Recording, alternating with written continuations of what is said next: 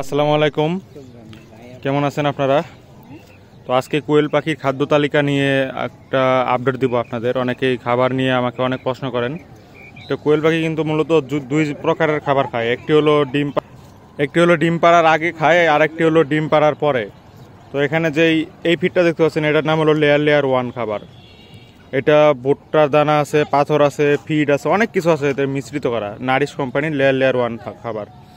তো এই ফিডটা আপনারা দিবেন শুধুমাত্র যেই পাখিগুলো ডিম পারে, প্রতিদিন ডিম মানে মিনিমাম 2-3টা করে ডিম পারছে ওই পাখিগুলোকে এই খাবারটা দিবেন। আর যদি ওজন অবশ্যই বেশি থাকে তাহলে দিবেন, ওজন একবারে কম থাকলে আবার এই খাবারটা দিবেন না।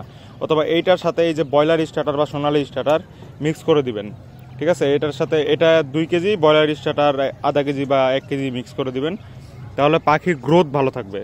আর আপনারা আর একটা কাজ করতে পারেন, সোনালি স্টার্টার যেটা আছে ওইটা আর এই যে লেয়ার 1 মিক্স করে দিতে পারেন 1 কেজি, তাতে সমস্যা হবে না। যদি ব্রয়লার স্টার্টার দেন তাহলে আধা কেজি দিবেন।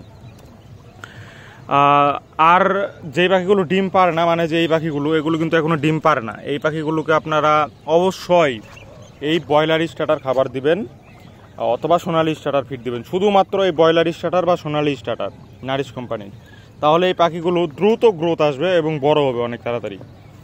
আর যেগুলো ডিম পারে ওগুলোকে আপনার এটা দিবেন, মানে ভুট্টার গুঁড়া যেটা আছে লেয়ার 1 ফিড, তাহলে ডিমের কোয়ালিটি ভালো হবে, প্রতিদিন ডিম পারবে, ডিমের কালার ভালো আসবে এগুলো।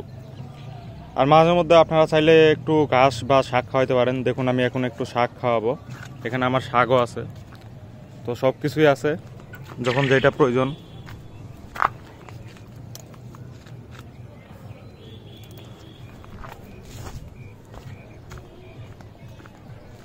কলমি শাক মাঝে মধ্যে আপনারা দিতে পারেন যদি কম পাখি থাকে। এই যে কলমি শাক কিন্তু অনেক সুন্দর করে খায়, সবগুলো মিলে খাইতেছে। বাচ্চাগুলোকে একটু দেই,